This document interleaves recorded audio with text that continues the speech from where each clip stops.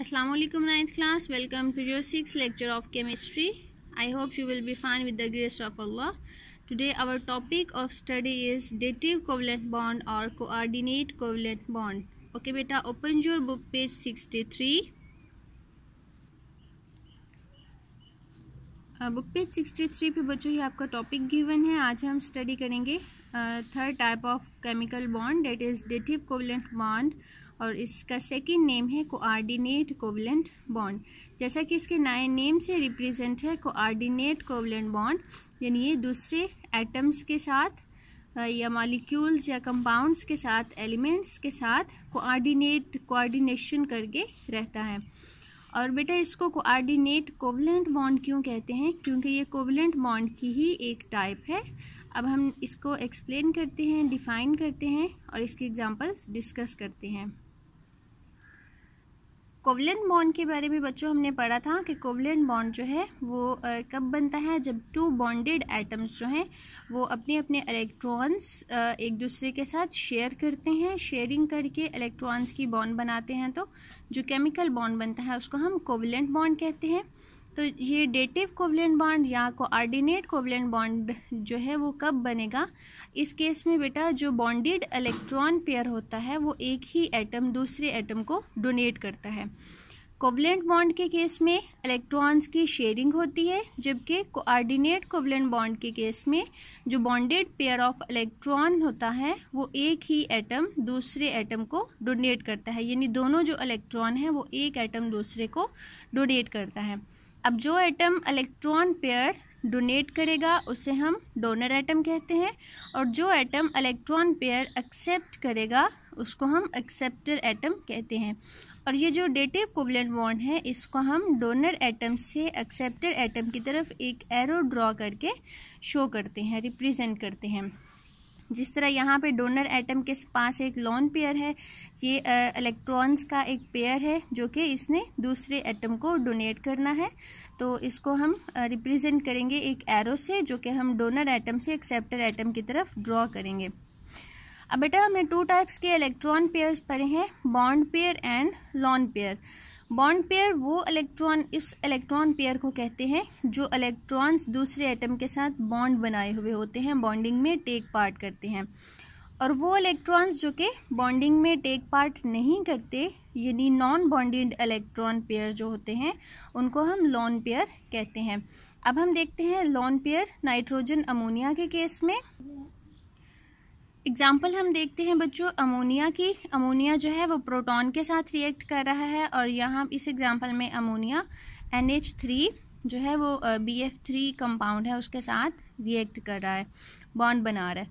तो यहाँ पे अमोनिया के पास आप देख रहे हैं कि अमोनिया के आउटर नाइट्रोजन जो है इसके आउटर मोस्ट शेल में 5 इलेक्ट्रॉन्स होते हैं। 3 इलेक्ट्रॉन्स जो हैं ये हाइड्रोजन के साथ रिएक्ट कर रहे हैं और कोवलेंट बॉन्ड बनाते हैं, जबकि ये रेड कलर में जो इलेक्ट्रॉन्स आपको नज़र आ रहे हैं ये लोन पेयर है। ये इलेक्ट्रॉन पेयर जो है ये बॉन्डिंग में टेक पार्ट नहीं करता, क्योंकि ये आप देखें कि ये ऐसे ही यहाँ पे मौजूद है, ये किसी भी हाइड्रोजन या दूसरे एटम के साथ यहाँ पे रिएक्ट नहीं किया हुआ। तो यहाँ पे ये जो 3 इलेक्ट्रॉन्स हैं ये 1 हाइड्रोजन एटम के साथ रिएक्ट करते हैं और यहाँ पे सिंगल कोवलेंट बॉन्ड बनाते हैं, जबकि ये जो लोन पेयर है ये एज इट इज़ प्रेजेंट रहता है। और जब कोई प्रोटॉन जो है वो इसके करीब आता है, प्रोटॉन यानी जिसके ऊपर पॉजिटिव चार्ज हो, तो हाइड्रोजन के आउटर मोस्ट शेल में आपको पता है 1 इलेक्ट्रॉन होता है, और उस 1 इलेक्ट्रॉन को जब ये लूज़ कर देगा तो इस पर पॉजिटिव चार्ज आ जाएगा, तो ये प्रोटॉन इसको कहेंगे। तो ये प्रोटॉन जब अमोनिया के करीब आएगा तो इसके पास चूँकि इलेक्ट्रॉन्स की डेफिशिएंसी है, इसको हाइड्रोजन जो है इसको 2 इलेक्ट्रॉन्स चाहिए अपने डुप्लेट को कंप्लीट करने के लिए। तो नाइट्रोजन जो है ये अपना लोन पेयर क्या करेगा, हाइड्रोजन को, प्रोटॉन को डोनेट कर देगा। तो ये जो डोनेशन है ये अमोनिया जो नाइट्रोजन है एन जो आपको नज़र आ रहा है इसको हम डोनर एटम कहेंगे, और ये प्रोटॉन जो इलेक्ट्रॉन पेयर को एक्सेप्ट कर रहा है इसको हम एक्सेप्टर एटम कहेंगे।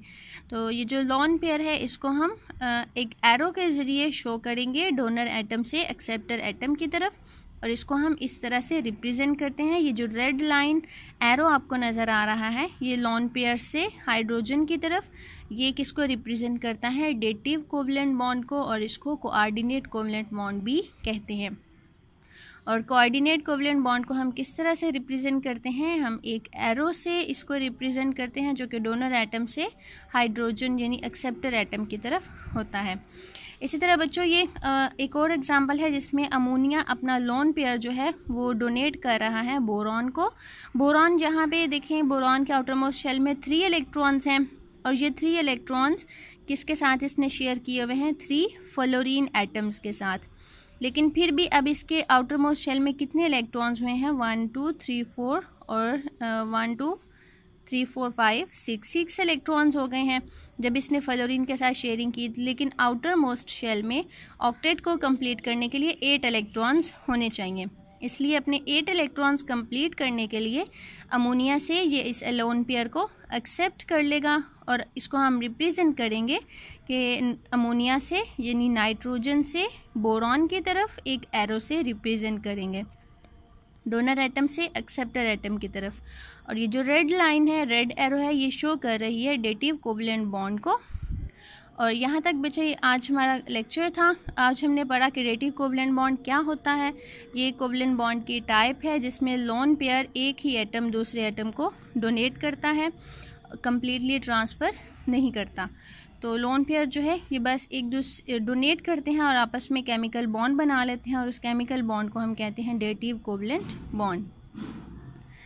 और हमने एग्जांपल डिस्कस की हैं। और इसके अलावा बच्चों ये जो अमोनिया है ये बहुत ज़्यादा स्ट्रॉन्ग जो है वो लोन पेयर की मौजूदगी की वजह से बहुत ज़्यादा स्ट्रॉन्ग डोनर एटम के तौर पे एक्ट करता है। थैंक यू एंड अल्लाह हाफिज़।